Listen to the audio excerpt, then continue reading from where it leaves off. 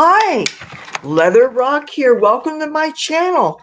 I'm coming to you live from Atlantic City, New Jersey, from the glamorous Resorts International Hotel Casino. Yes, beautiful room here.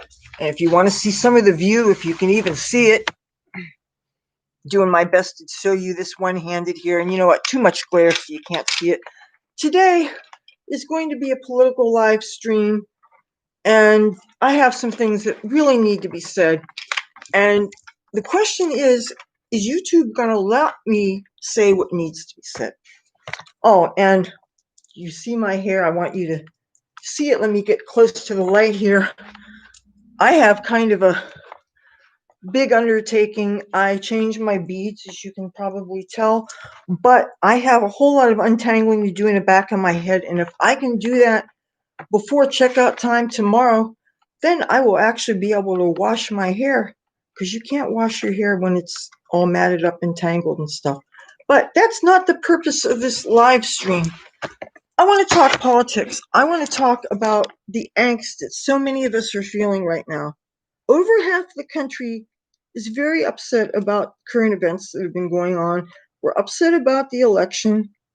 We're upset about violence. We're upset about violence being done on our behalf or by people that are not us, that are claiming to be us. And unfortunately, it seems like there are some of us that may have done some of those things.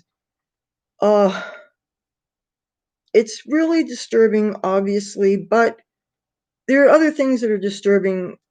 YouTube has done some troubling things lately. If you've been following some of the news, apparently there are other ways to get strikes and for us content creators to risk losing our channels. Maybe you didn't know about this. You already probably know that we can get in trouble for copyrights if I'm filming, say, and somebody has a radio and you can hear a song. When you upload a video to YouTube, the artificial intelligence actually can hear copyright materials and it can tell if you're using something that doesn't belong to you.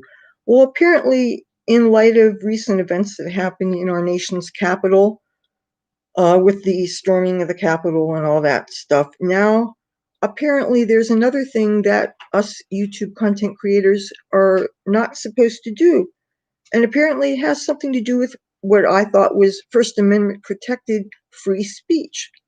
Apparently YouTube does not want us to talk about election fraud.